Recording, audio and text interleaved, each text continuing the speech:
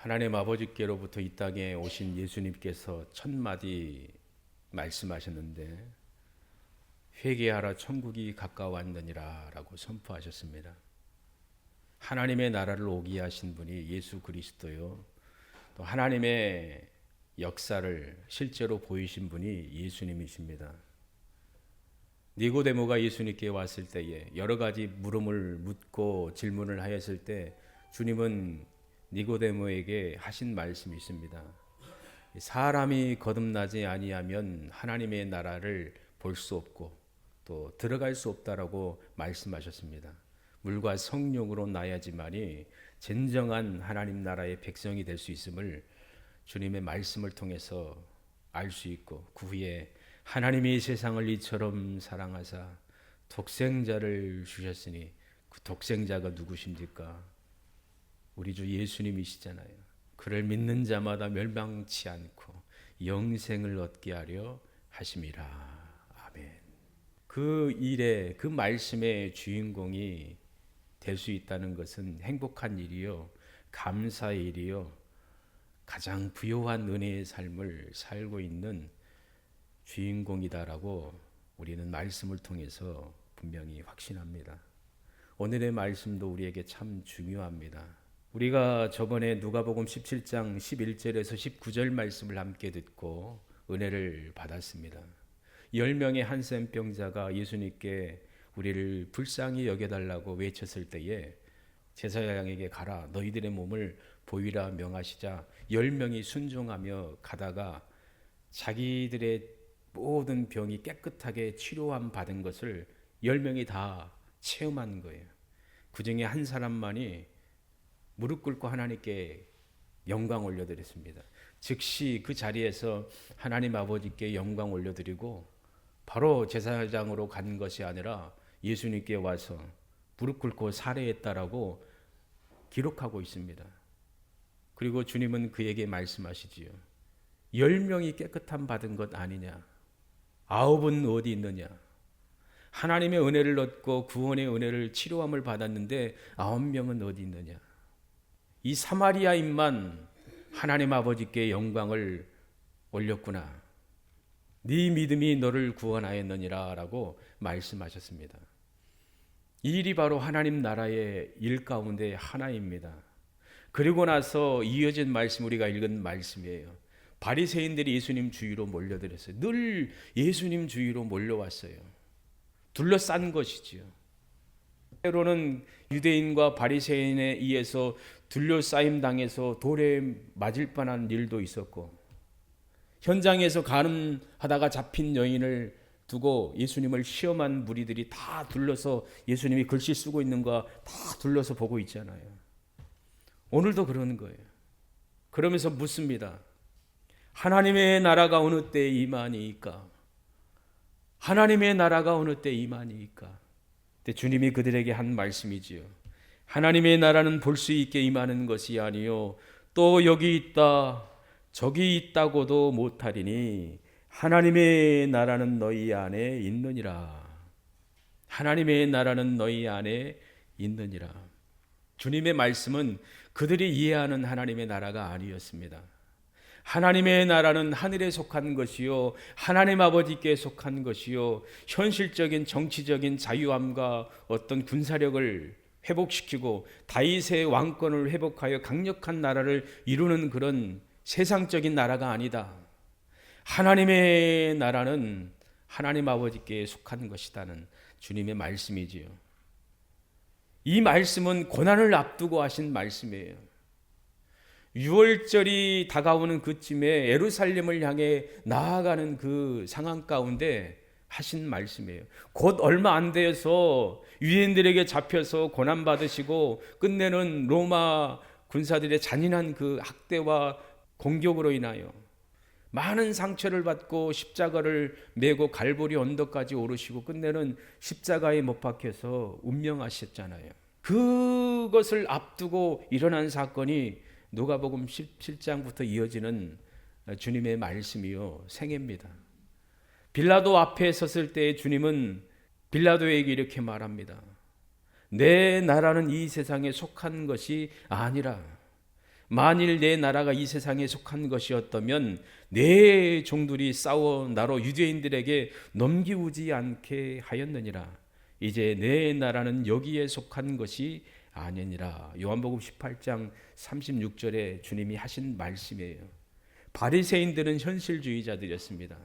왜요? 권력이 있고 힘이 있고 존경이 있고 부유함이 있으니까 꽉 붙들고 살기를 원하지요. 하나님의 나라 정말 오는 거 원할까요?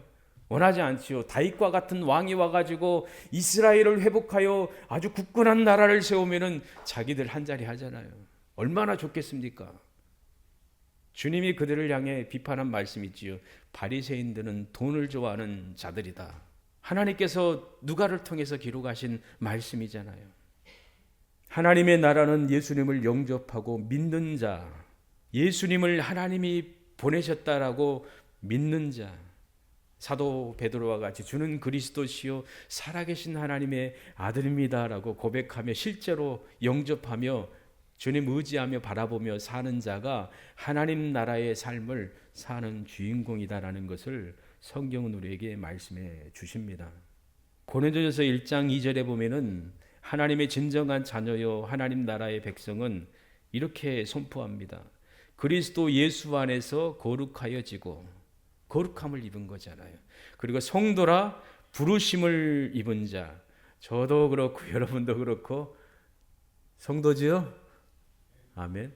가장 아름답고 복된 명칭은 성도예요. 하나님의 거룩한 백성으로 부르시고 하나님 나라의 주인공으로 부르시는 거예요. 나는 성도입니다. 그리고 주 예수 그리스도의 이름을 부르는 자, 성도잖아요. 주님의 이름을 부르며 살고 있지요? 아빠, 엄마 이들이 부르잖아요. 아빠, 빨리 오시면 안 돼요. 몇 시까지 오세요. 아빠, 돈 주세요. 카톡 오잖아요. 부르잖아요. 우리 어머님들, 아버님들 그 소리 들어봤지요? 아버지, 어머니, 할아버지, 할머니. 가장 좋은 명칭 성도. 거룩한 하나님의 자녀 성도. 주님의 이름을 부르는 자들입니다. 주님 당시에 주님의 말씀을 듣고 구원함을 입은 사람들이 많았습니다. 주님의 행하신 그 능력의 은혜를 입은 사람도 그때 많았습니다. 병원에 가서도 전문가에 가서도 의사를 통해서도 치료받지 못한 내 질병, 내가 예수님에게 가면은 나음을 얻을 수 있어. 갔더니 예수님이 무상으로 공짜로 고쳐주시는 거예요. 병을 고쳐주실 뿐만 아니라 마음의 질병과 어둠에 속한 것까지 자유함을 주신 거예요. 귀신에 눌렸던 자를 귀신을 쫓아내시고 새롭게 하시고 맑은 정신을 가지고 행복한 생애를 살 수 있도록 은혜 부어주신 거예요. 오늘 말씀 이전의 사건도 한센병 걸린 사람 얼마나 행복합니까? 주님으로 인하여 고침받았으니. 문둥이 시몬처럼 얼마나 영광스럽고 행복한 순간입니까? 그 당시에도 이런 사람들이 많았다는 것을 성경 곳곳에서 말씀하십니다. 예수님 오신 목적이 뭐예요? 귀신의 일을 멸하기 위해서 오셨잖아요. 어두움의 일을 멸하기 위해서 오신 분이잖아요. 어둠 속에 있는 사람들을 구원하여서 빛 가운데 하나님의 자녀 삼아주시고 행복한 믿음의 삶을 이 땅에서 살며 그리고 예비하신 그 나라를 약속해 주시고 예비하신 분, 그분이 바로 우리를 구원하시고 귀한 역사를 이루셨다는 것을 우리는 확실히 믿습니다. 예수님을 진실로 믿고 기뻐하고 경외하고 주님을 따르는 신실한 성도들이 그때에도 많았습니다. 마태복음 4장에 보면은 주님께서 온 갈릴리에 두루 다니셨습니다. 회당에 가서 가르치셨습니다.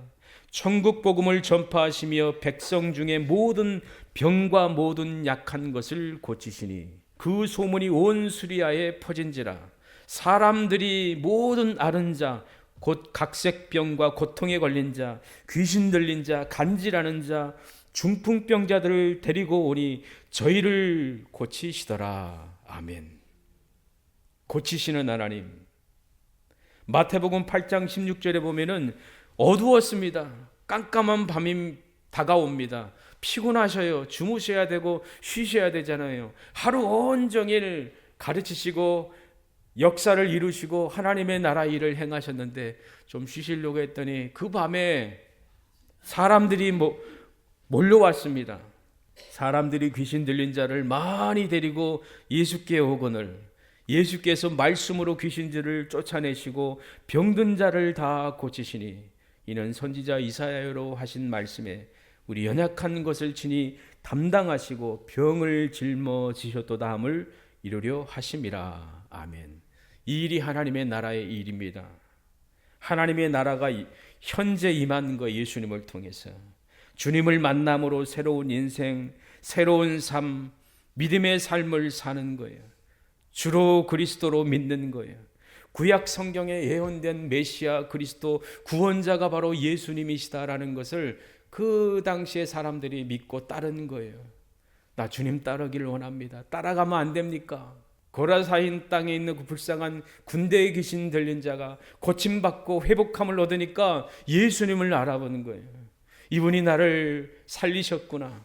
어둠 가운데 무덤 가운데 살았던 이 죄인을 영원히 죽을 수밖에 없는 나를 살리신 분 예수님. 저 예수님 따라다니면 안 돼요.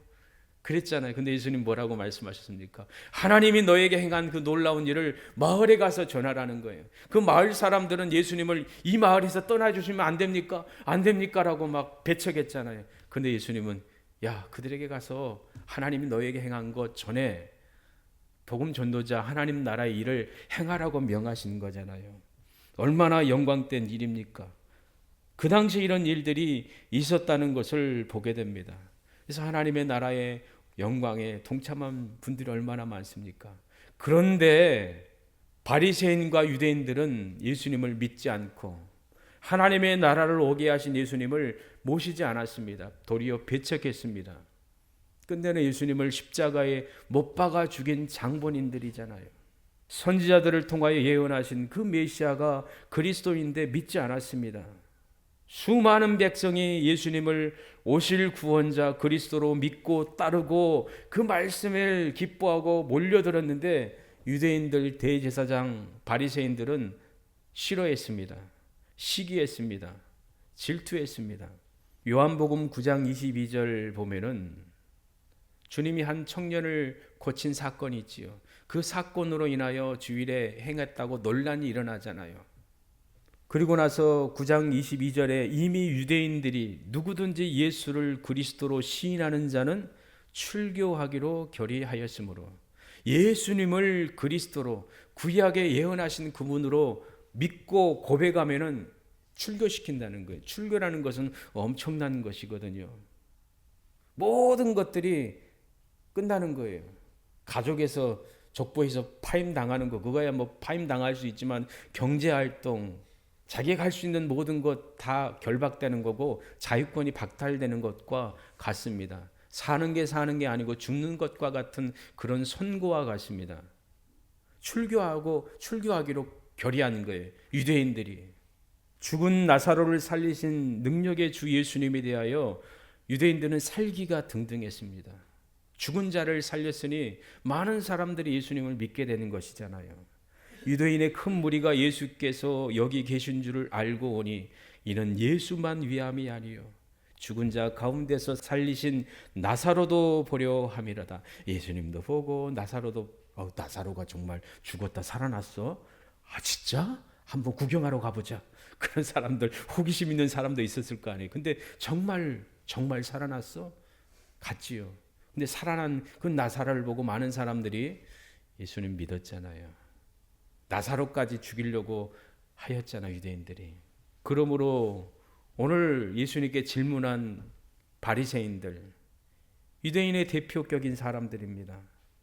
예수님에 대한 존경과 경애가 없습니다. 미움과 살기가 등등합니다. 이들은 예수님의 말씀에 사사건건 시비와 꼬투리를 잡고자 했던 교만하고 악한 자들이었습니다. 하나님의 일을 멈추려고 하는, 방해하는 가장 잔인한 자들이었습니다. 그러니 그들이 예수님께 하나님의 나라가 어느 때 임하니까 물어본 것은 순전한 마음으로 물어본 게 아니잖아요. 불신의 마음이잖아요. 유월절이 다가오는 그때에 그 기간에 이스라엘 백성들은 유월절 하면은 어린 양을 죽여서 바르잖아요.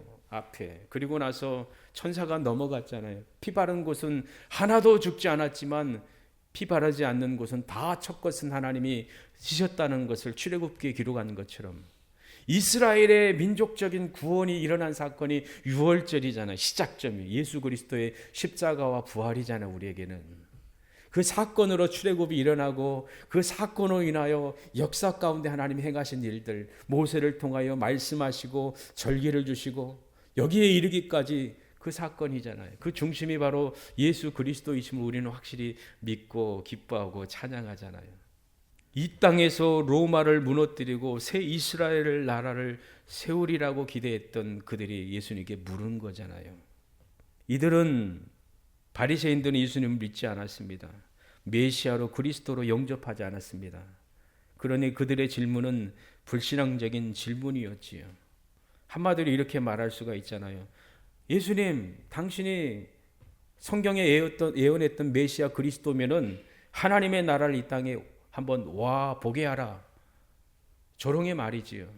십자가에 매달려 계신 예수님을 향해 조롱했던 그 악한 자들이 있잖아요. 왜 남은 구원하면서 자기 자신도 구원하지 못하느냐? 내려와라! 라고 얼마나 악한 말을 퍼부었습니까? 그들이 누구입니까? 유대인들이지요. 바리새인하고 서기관과 대제사장들, 이들은 기뻐했을 거예요. 가시와 같은 존재가 완전히 이제 죽었다라고 생각하는 것이죠. 왜요? 십자가에 못 박혀 있으니까. 근데 하나님께서 우리 주님을 죽은 자 가운데 살리셨잖아요. 구원하셨잖아요. 능력을 이루셨잖아요. 40일 금식 기도한 후에 악한 사단이 예수님께 물은 내용이 있잖아요. 네가 만일 하나님의 아들이거든. 똑같잖아요. 바리새인과. 주님은 그들에게 말했습니다. 하나님의 나라는 너희 안에 있느니라. 아멘. 하나님의 나라는 불신앙의 삶 가운데 있는 바리새인, 유대인들이 기대하는 정치적인 그런 독립, 그게 아닙니다. 하나님의 나라는 그들이 생각하는 나라와 다릅니다. 하나님의 나라는 너희 안에 있느니라. 바리새인 안에는 하나님의 나라가 없습니다. 왜요? 예수님을 불신했기 때문이지요. 예수님을 죽이려고 하고 있는데 그 안에 예수님을 향한 경외심이 있을까요? 없잖아요. 그들 안에 하나님의 나라가 없어요. 예수님이 바로 하나님의 나라요. 예수님을 모신 여러분이 하나님의 나라요. 예수님을 모신 여러분이 하나가 되어서 우리 옥천중앙교회를 이루고 있는 것이 하나님의 나라의 삶을 살고 있는 거예요. 보통 이 말을 야 바리새인아 네 마음속에 하나님의 나라가 있다. 네 안에 있다라는 의미로 그게 생각을 할 때도 많잖아요. 그리고 이걸 우리들에게 적용하잖아요. 보통 설교할 때. 하나님의 나라는 당신 안에 있습니다. 맞는 말이거든요. 근데 이 문맥을 보면은 예수님이 중심에 서 계시고 바리새인이 다 둘러서 있는 거예요. 하나님의 나라는 너희들 가운데 있는 여기 내가 하나님의 나라다라고 하는 문맥적인 의미가 있어요. 누구예요?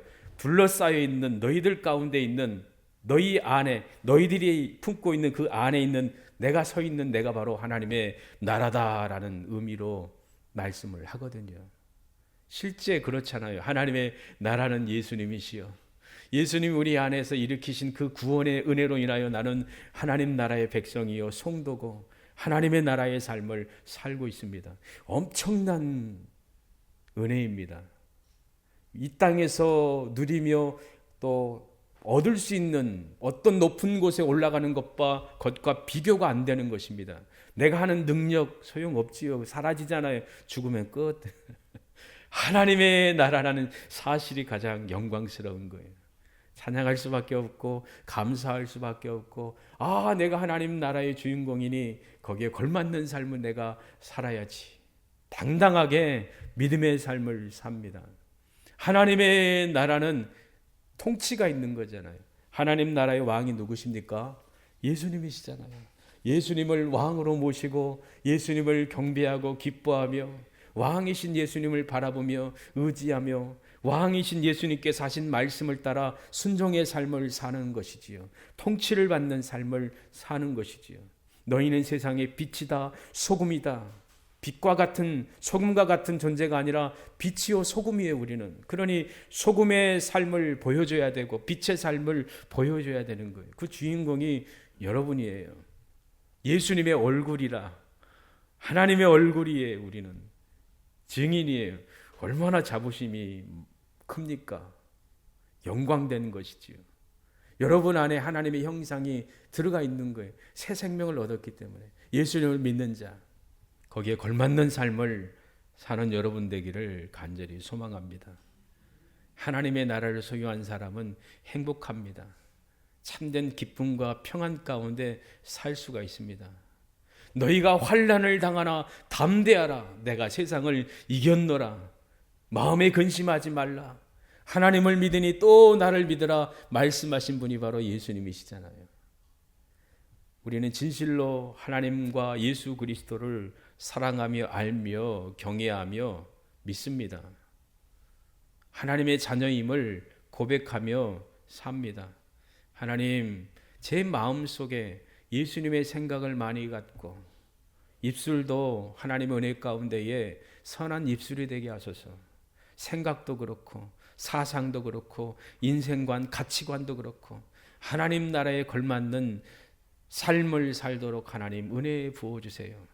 성령이 우리 안에 거하신다고 했으니 성령님 저희를 도와주세요. 말씀이 들려지고 보여지고 또 순종할 수 있는 능력 부어주시고 행할 수 있는 힘을 부어주세요. 하나님 나라를 이 땅에서 실현하는 주인공 되게 하소서. 여러분이 그 주인공입니다. 나이 많이 들어도 젊어도 많은 것을 알고 소유한다 할지라도 상관없이, 몰라도 상관없어요. 하나님의 아들이고 딸이니까 얼마나 귀합니까? 하나님 나라의 백성, 하나님의 자녀는 하나님이 책임지십니다. 여러분을 책임지시는 거예요. 자부심을 가지고 살아가는 여러분 되기를 바랍니다. 너희가 그리스도와 함께 다시 살리심을 받았으면 위의 것을 찾으라. 거기는 그리스도께서 하나님 우편에 앉아 계시느니라. 위의 것을 생각하고 땅의 것을 생각지 말라. 이는 너희가 죽었고 너희 생명이 그리스도와 함께 하나님 안에 감추었음이라. 아멘. 하나님 안에 우리 생명이신 그리스도께서 나타나실 그때에 너희도 그와 함께 영광 중에 나타나리라. 아멘. 영광 중에 천국에서 함께 봅시다. 아멘. 안 보이네? 봤어요? 여기 천국에서? 안 보이네? 그런 사람 한 사람도 없기를 바랍니다. 올 줄 알았더니 없네? 그런 일 없어야 되죠? 자, 천국에서 만납시다.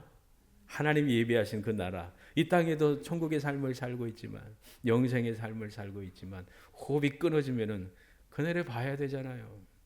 골로새서에 보면은 하나님의 자녀로서 어떻게 살아가야 되는지 다양하게 사도 바울을 통해서 하나님께서 말씀하셨습니다. 하나님의 택하신 거룩하고 사랑하신 자처럼 예수님처럼이잖아요. 긍휼과 긍휼이 많으시길 바랍니다.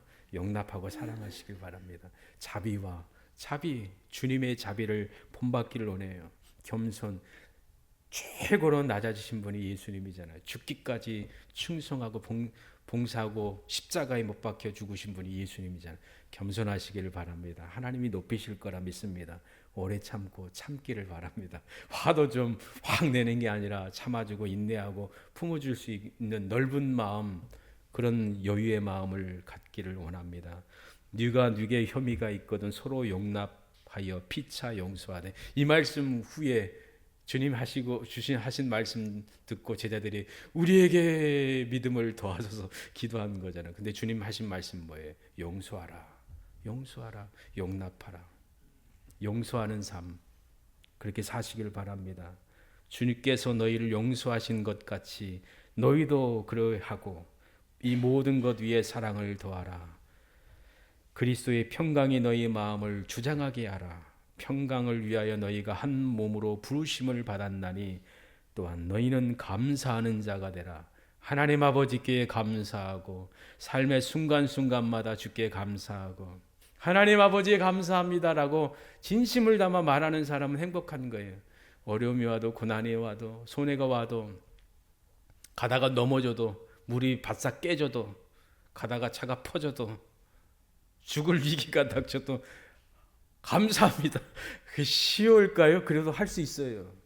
하나님께 또 부모님께 사랑하는 사람에게 아이들에게도 아들아 딸아 고맙다 고마워 말할 수 있어야 돼요. 감사의 삶을 살아야 돼요. 그리스도의 말씀이 너희 속에 풍성히 거하며 말씀 많이 보시고 묵상하시고 주일날 말씀 잘 들으시고 모든 지혜로 피차 가르치며 권면하며 시와 찬미와 신령한 노래를 부르며 마음에 감사함으로 하나님을 찬양하고 또 무엇을 하든지 말에나 일에나 다 주 예수의 이름으로 하고 그를 힘입어 아버지 하나님 아버지께 감사하라. 아멘. 그 주인공이시기를 바랍니다.